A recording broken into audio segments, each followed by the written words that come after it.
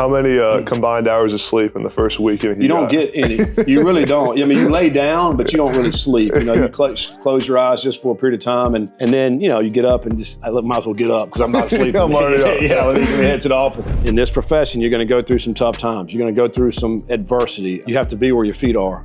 You know, what I've seen over my career, that particularly young coaches that want to be somewhere, they're always thinking about that and not doing their job at that present time. You know, my first job was at App State coaching wide receivers. I'd been married for 2 years and I was getting paid $7,000 in 1998. So for the year, I mean, I had to get a side job. Not a month, a year. Yeah, not a month, a year. And, you know, but I loved it, you know, and I mean, I would have worked for free. It basically was. What's up, guys? We are at Cincinnati today. Got a great podcast episode for you with Cincinnati head coach Scott Satterfield. Going to talk to Coach about his journey, taking over the Cincinnati program now in the Big 12. Got a lot of cool things on tap throughout the week, too. Facility tour, looking at their brand new $134 million facility. A lot of money is being invested to make sure Cincinnati is one of the best programs in college football for a long time to come. Before we get to the podcast, please subscribe to this podcast, share with your friends, press the like button if you're on YouTube, wherever you're at, YouTube, Spotify, Apple. Throw us some support, share it on social media. All your support allows me to travel around the country and do this podcast. Got the official visit tour in full swing now. This is stop number 3. A lot more fun stops, going to some SEC programs, the Big Ten. Going to be a fun off season. Let's go talk to Coach Sat. Next up. Before we get to the podcast, I got to tell you guys about our new sponsor, Prize Picks. Prize Picks is my favorite way to get action on sports. And I've tried all the different apps, daily fantasy, sports betting. Prize Picks is the very best. So on Prize Picks, you pick players instead of teams. So if you know how players are going to perform, you can make tons of money on Prize Picks. On Prize Picks, each player has a set stat projection, and you pick more or less on that number. So for example, Steph Curry, more or less than 20 points. If you think he's going to have more, you pick more. If you think he's going to have less, you pick less. And when you're right, it hits. You pair that with a few other players, you can make up to 100x your money. And the best part is I have a 100% deposit match up to $100 for all of you with code ADAMB or the link in the description. So if you put in $100 on Prize Picks, they will match that $100 for you. So then you get $200 to play with. So use code ADAMB for that 100% deposit match up to $100. Link in the description. And guys, supporting our sponsors helps me a ton, allows me to put the show on, travel around the country. So it would mean a lot to me if you'd support Prize Picks by clicking that link, using code ADAMB when you download the app and get that free $100 deposit match. Let's go talk to Coach. Coach, appreciate you taking the time. I'm excited to be here. My first time in Cincinnati, so excited to be here. A lot of construction going on outside, so a lot of cool things happening. A lot of construction. It's hard to even get to work sometimes, you know, having to park and figure out where we're going into our building. You know, I think at one time we counted 5 cranes that you could see in one spot. So that's a good thing, though. You know, we're continuing to grow, continue to build and improve. And I think that's what you want to see on campus. Yeah. When you got here last year in 2013 and started to kind of be around this place and understand the people and the program, what was the one thing that you wanted to kind of implement right away? Well, I think, you know, it's so different now when you're taking over a job compared to the way it was 5 years ago. You know, so obviously coming in and getting your staff and, you know, getting the right people. I think that's the key, I think, for any head coach. Because now you're looking at these staffs and they're big, you know, that you got big staffs. We had to grow this department, you know, because, you know, we were in a unique situation because we're going to the Big 12. You know, they were in a group of 5 conference. And so, you know, we had to add positions in the nutrition department and, you know, in recruiting. I think the recruiting department was, maybe they had 2 and now we have about 8 guys and girls in that department. So it's really about staffing and doing, you know, growing that out and then going out and getting the right players. Because, I mean, obviously we all know that the lifeline of any program is the players, and that takes time, you know, because now you're recruiting your team, you're recruiting the portal, and you're recruiting high school. So it's a lot different now. And so really it was all about getting the right staff and then moving forward from there. You just mentioned the move to the Big 12. I mean, what a unique time to take a job, right? You're not just transitioning yourself, you're transitioning the entire university to the new conference. What were some of the challenges of just that time where you're trying to figure out, like, how do we go from the Group of 5 status to the Big 12 status? Yeah, I mean, that was obviously difficult. And in that transition, you know, I was a head coach at Appalachian State, you know, and we went from, you know, FCS to FBS in the Sun Belt. So we actually did that. We went from 63 scholarships to 85. Difference back then, you didn't have the portal. So you kept your guys, you know, I think. So that's a big difference now. So not only when you're taking over a program now, you know, we're moving into a different conference, a bigger conference. and you don't have many players. You got to go out and try to find them, and in a short period of time. I think that's the most difficult thing. And then now you're playing teams that you've never played before. This some of these teams we brought. Oklahoma came in here in our first Big 12 game. It was a big time atmosphere. But it's the first time you're playing at that level, and we learned a lot. But and we're still learning, and we still have a ways to go with that. But because when you make that transition up, it takes several years in order to get your roster right, to be able to be competitive. Guys that have been recruiting at that level for a long time. I think that's probably the biggest difference. Yeah, I always hear from fans about the what it's like for a coach when they get hired at a new job, and it's the whirlwind. You just mentioned, like having to recruit your own roster, having to figure out who's in the portal, who's committed to your class, your coaching staff, the support staff. Take us through kind of that first few days when you get the job. What are you doing? I'm sure there's not a lot of sleep. What are the first few days like? No, it's wild. It really literally is wild, because you take a job. At the time, you have a job, and so you have your players and your staff at that previous job, and when those things are happening, you really can't talk to anybody. So that's very nerve-wracking, because and my coaches, and they're like, "Have you heard from Coach Sapp?" We hadn't heard from him. Like, what's going on? They don't know. They don't know anything. And so then, you're getting ready to get announced here. And so then you reached out to your staff and say, "Hey guys, I'm coming to Cincinnati." The ironic thing about this move was we were playing each other in a bowl game.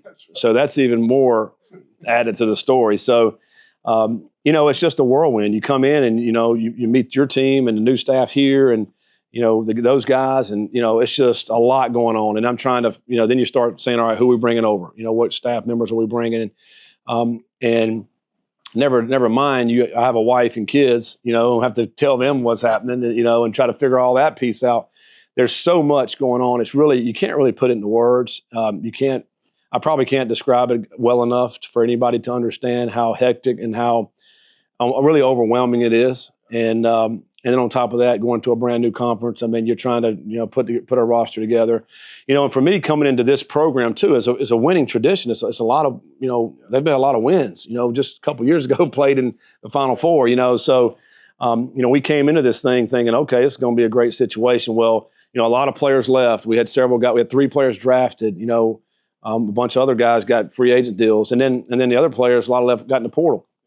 And then when you get hired in the middle of December, your recruiting is different, because the guys we were recruiting at Louisville, that's where they're going to go usually. And then you come in here, and it's just, so all that right there was different as well. So it's very hectic. You try to just settle it all down, and let's take it one day at a time, and then move forward with it. So it's drinking out of a water out of a fire hydrant. How many combined hours of sleep in the first week? You don't get any. You really don't. You lay down, but you don't really sleep. You close your eyes just for a period of time, and there's so many things going on in your head, so you really can't sleep.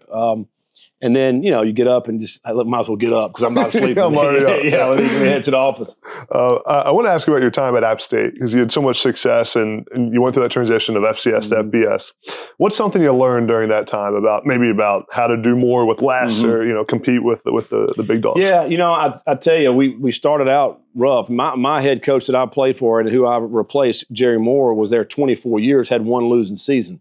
Well, my first year, they had make an announcement where we're making the jump, but it's a 2-year transition. Back then it was, I could maybe still be a 2-year transition. So we're in the Southern Conference, but you're not playing for anything. Well, we won 4 games in my first year as a head coach. So everybody's like, what in the world? We got rid of a legendary Hall of Fame coach and we're bringing this guy in? And I'm thinking, it's not good. And then the next year we go to the Sun Belt. All right. So you're playing up, and we're trying to go from 63 scholarships to 85. Well, we started out 1-5. Yeah. So I'm 5-12 as a head coach, following a legend. This is not good. Yeah. What I did learn, though, was we felt we were on the right track. So we just continued to practice hard. We continued to stay in the game plan, just go through our process. And I remember we went to Troy, middle of the season. Larry Blakeney was the head coach down there, and we go there and get a win. And then after that, we just won. And they're still winning. Like, they haven't stopped since that year, which was 2014. So we finished 7-5 that year. You couldn't go to a bowl game because, they said you had to have a 2-year transition. But I think just sticking to the process and believing in what we're doing, and don't try to, stray away from that. I think, and it paid off for us a lot. And same thing is going to happen here at Cincinnati.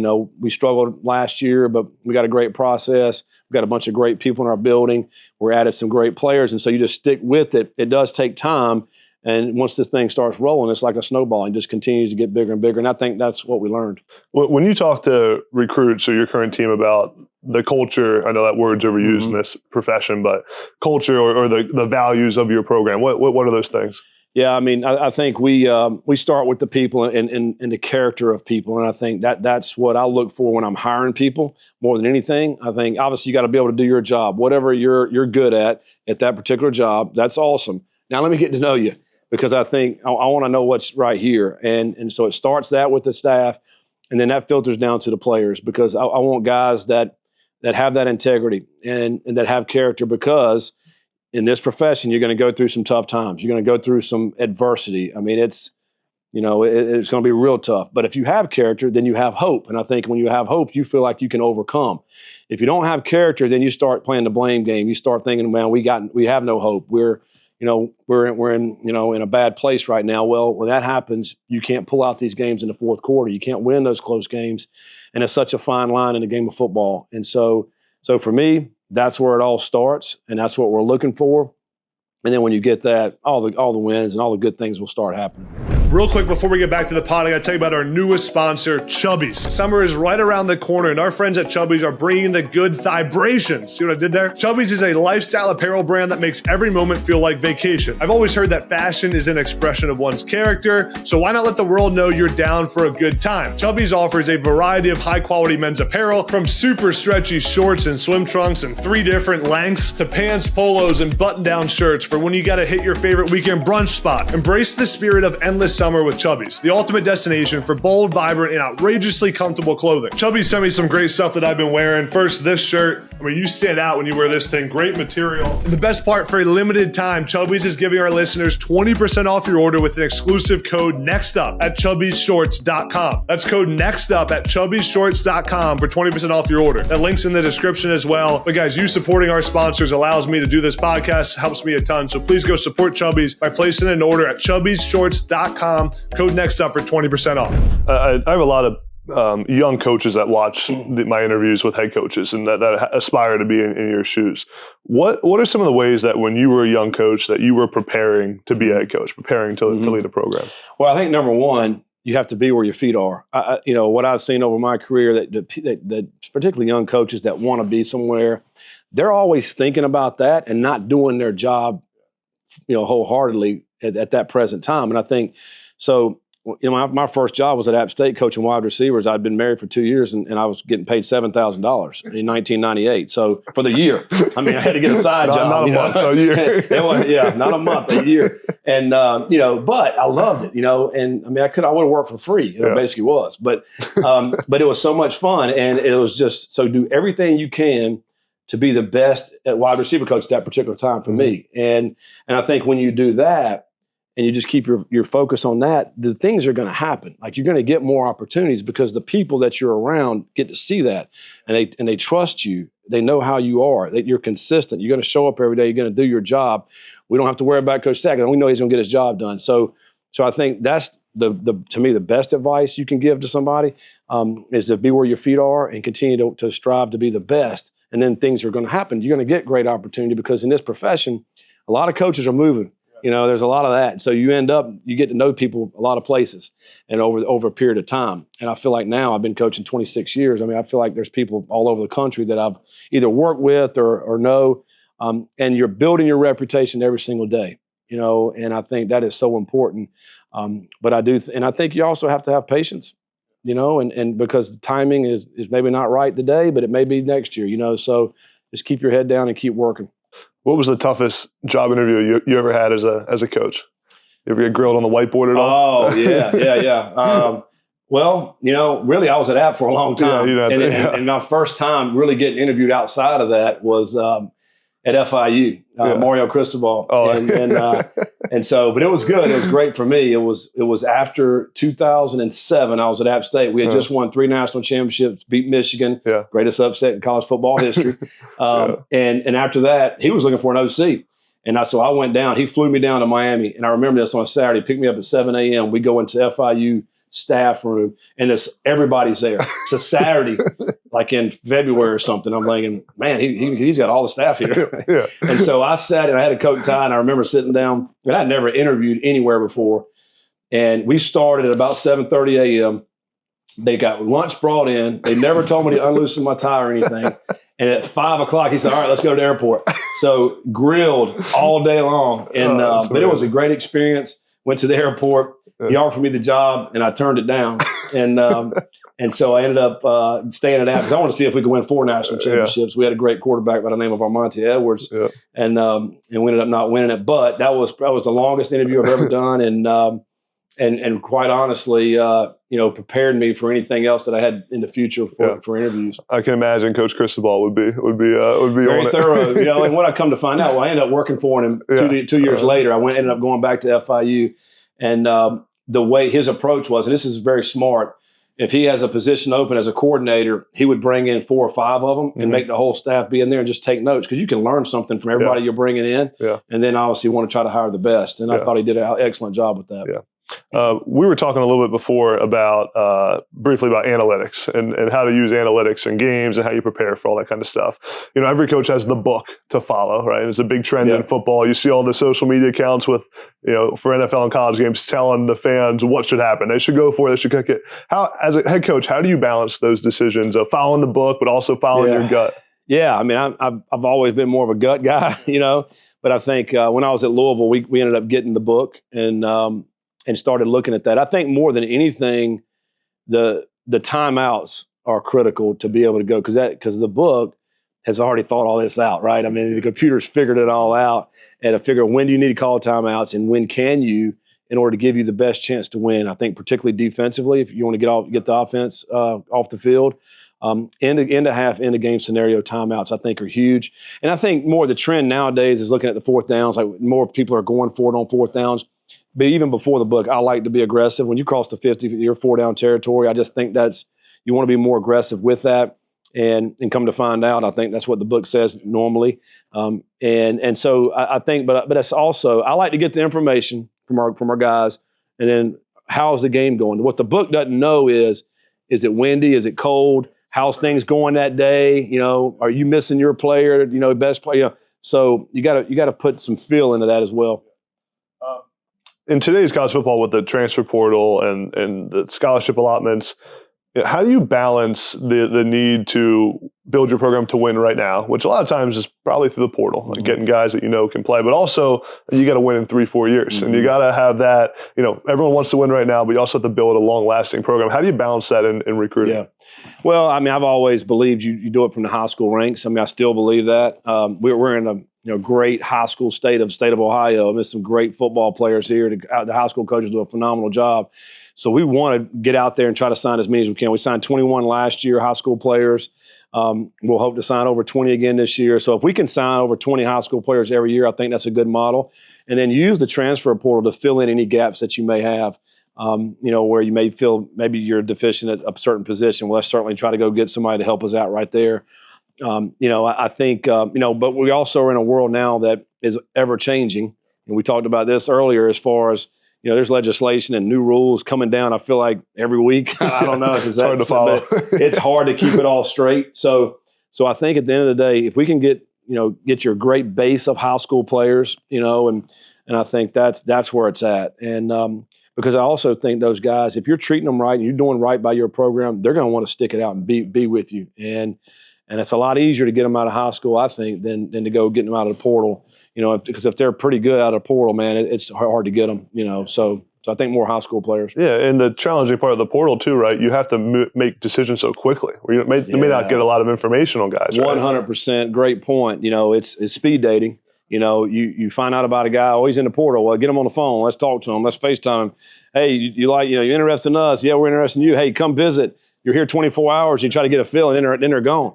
That's very difficult. Whereas the high school guys, I mean, we'll recruit for a year and a half. You really get to know them. You get to know their family, their parents. They've already visited your campus 3 or 4 times. And so Yeah, that's a great point. I mean, you have a much more, I think, success rate with the high school guys in that regard. Yeah. When it comes to the high school recruiting, what's your strategy for where you go to recruit? You just mentioned the benefits of being in Ohio. Like, you have a ton of great players. The challenging part is everyone also comes here to recruit, right? I mean, everywhere from Penn State and Michigan to Florida and USC. I mean, everyone's going to come here. What's kind of your strategy here? Well, I think, man, number one, we got an awesome fan base. Our stadium is sold, I think, 18 straight sellouts. It's a very passionate fan base. It's a lot to sell here. It's one of the oldest on-campus stadiums we have in the country. Great environment. It's a great city. I mean, it's a great place to live, and there's so much to do outside of the football ranks. I know our guys are here all the time, but there is some things they can get away. The Reds and the Bengals are right up the road here, and so we have a lot to sell. With that, I think we have great tradition. We got a reputation for sending the guys on to the NFL. So there's a lot of positives. Now, the fact we are in the Big 12 now, I think before maybe they could hold that against us, but now we're at the highest level. So these players out of high school can come play at the highest level and play against some of the best teams in the country. So there's so many positives, man. We're building a $136 million facility that's going to be incredible, state-of-the-art, brand new indoor football facility. So there's so many positives here. We got a lot to sell. Yeah. I talk a lot on this show about adversity. You mentioned it earlier. Like, you're going to face adversity, especially in this profession, in college football. What's the moment in your career where you feel like you faced the most amount of adversity, and then how'd you ultimately overcome it? Well, I mean, I think there's a couple of things that stand out. I just mentioned earlier in the podcast at App State, I started out 5-12 as a head coach. And I remember telling my wife, like, she went on that trip to Troy, and I was like, "Hey, this may be over. Let's enjoy this game, and then, let's just see what happens." So that was tough, I think, and that's where I think you do have to surround yourself with great people that will lift you up, because we are in a society, man, they're quick to tear you down. Particularly now, maybe more so back then, social media and everything that's going on out there. Everybody's quick to, put a word out on social media how that coach sucks, and so. You can either feed into that, or you can have people around you that will support you. So I think for me, obviously my wife does a great job, but the people in our building, they do an outstanding job. We're trying to lift each other up and send a positive message and let that filter to your guys. So last year for us here, it was very difficult. We didn't win as many games as obviously anybody would like, and so each and every week, it's tough, man, because it's our life. It's hard for fans to really fully understand that, because this is it. This is what we do. I mean, we're here every single day, and in the fall, you're here. You're working 80 hours a week, and then all you're doing is going home to sleep. But if we're not having success, man, you can't even go get gas or go to the grocery store because people looking at you funny. You just want to pull your head down and just go. I don't even want to walk in our building to see other people. It's like, let me get to the office and get in some film, and let's see how we can get better. So it just tears you up inside. I don't think people really fully understand that. So yeah, we faced that this year. So hopefully we can have some success so we can enjoy it a little bit better. Real quick, I want to tell you guys about our new sponsor of the podcast, Mando. Listen, I meet about 10 new people a week as a college football analyst, entrepreneur. When I'm on the road, I always got to be looking and smelling my best. I mean, you guys know how important it is to smell your best. That's why I'm a huge fan of Mando. Mando is powered by mandelic acid, a mild alpha hydroxy acid that blocks the bacteria responsible for causing body odor. I can be on the road for some long days, so I got to block that body odor. Mando's unique formula stops odor at the source, so you can stay fresh and confident for as long as humanly possible everywhere, even when I'm in South Florida. And it's not just your armpits. Whether you prefer the convenience of a stick or the smooth application of a cream, Mando has you covered. And since I'm on the go so much, Mando's wipes are the perfect solution for a quick refresh. With Mando, you can say goodbye to the embarrassing body odor and say hello to a new level of freshness and confidence. Control your body odor anywhere with Mando and get $5 off your starter pack. That's over 40% off with promo code NEXTUP at shopmando.com. That's promo code NEXTUP for $5 off your order at shopmando.com. What were the things in your team meeting to start the 2024 season? Maybe it was winter workouts where you kind of talked to the team. What'd you say to them? Like, here's what we have to do to get to where we want to be. What were those things? I think it started in the locker room after our last game.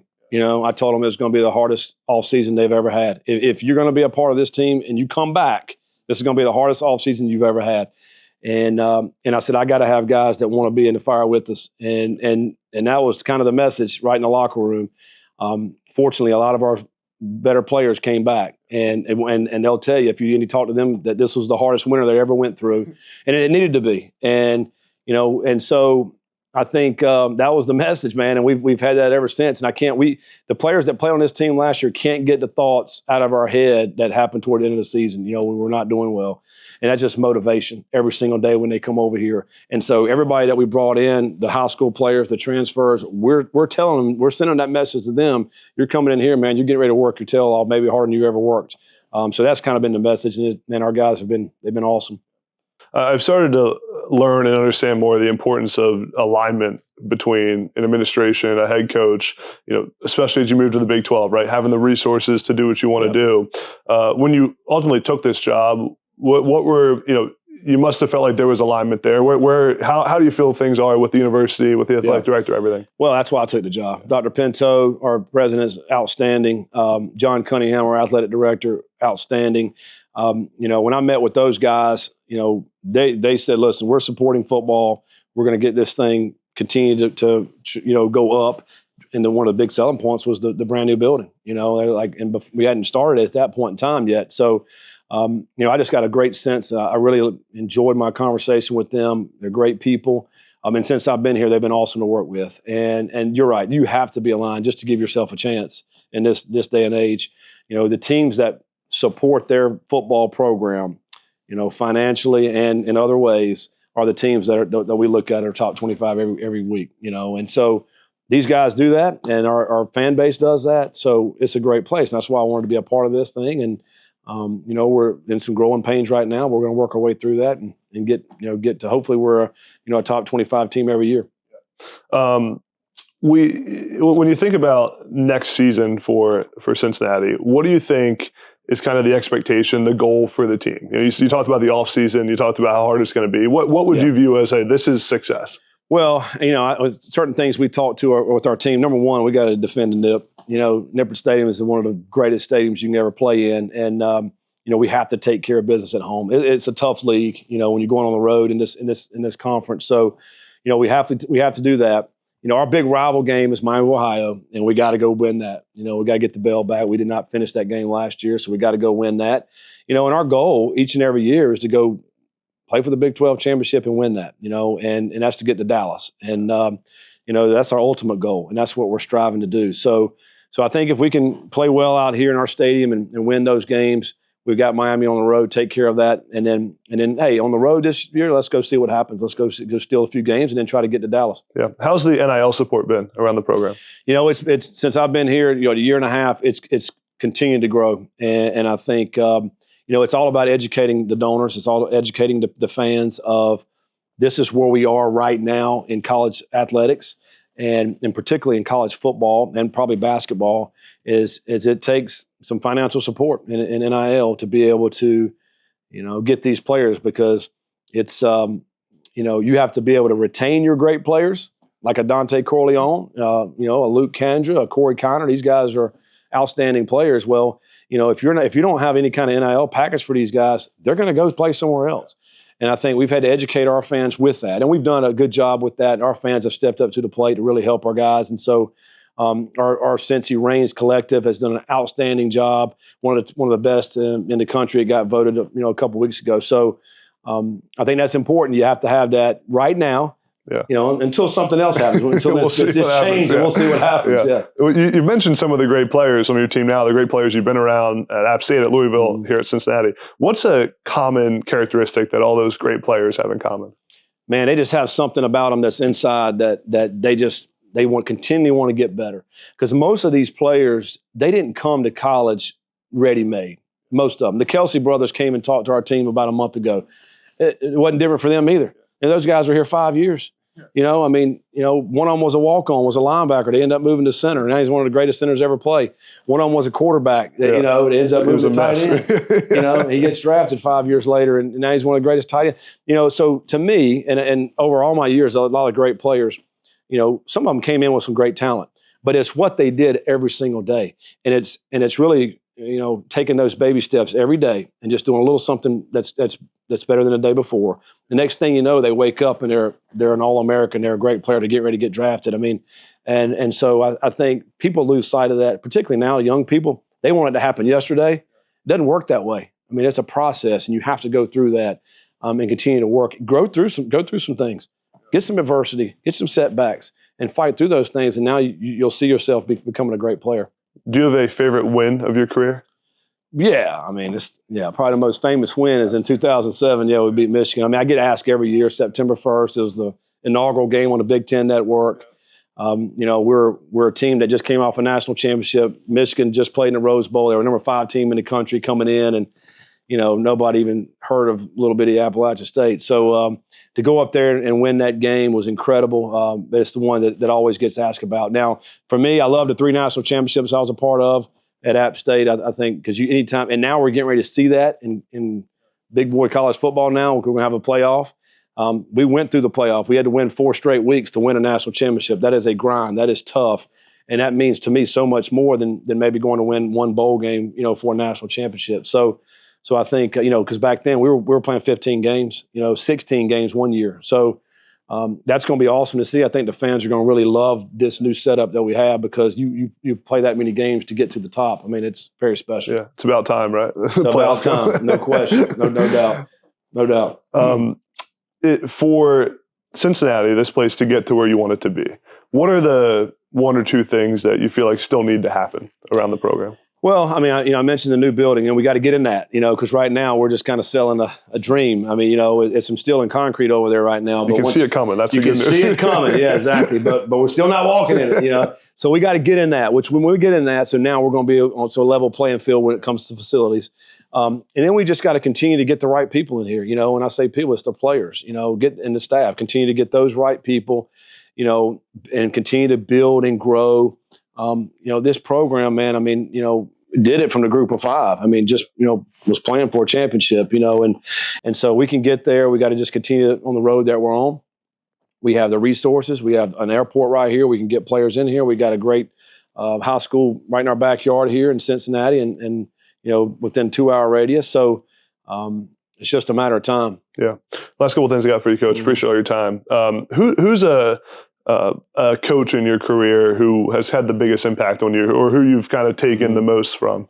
Yeah, I mean, it's got to be my head coach, Jerry Moore, who's in the College Football Hall of Fame. I was a walk-on player, walked on App State in 1991, and he treated me just like I was the top recruit, and he did that for everybody. And I feel like I learned so much more about how to treat people during my time there at App State. There was times where I thought maybe a player, when I was coaching, that, man, this kid will never play for us. And coach was like, hey, just give him some time and just give him time. And a year later, 2 years later, okay, all of a sudden he's starting his junior, senior year. You're like, man. And so I learned to have patience with guys, to continue to watch them develop, and how to develop players. And how to treat people. And if you ask him today, it's all about the people. And a great example of this is that he's 84 years old. He drove from North Carolina to come up here and watch us play Baylor last year to support one of his players, And so I think I just learned so much from him and the way he treated everybody. And that's how I want to treat my staff and my players, the same way with a great deal of respect. And I feel like you just get so much more out of them when you treat them that way. Yeah. You just mentioned the people and the relationships. What are the ways that you try to build relationships with your players, with your staff? Is there anything you implement specifically? Yeah, I mean, I don't know. I just try to be myself. Yeah. I think, I tell our staff, when we're recruiting players to be who you are.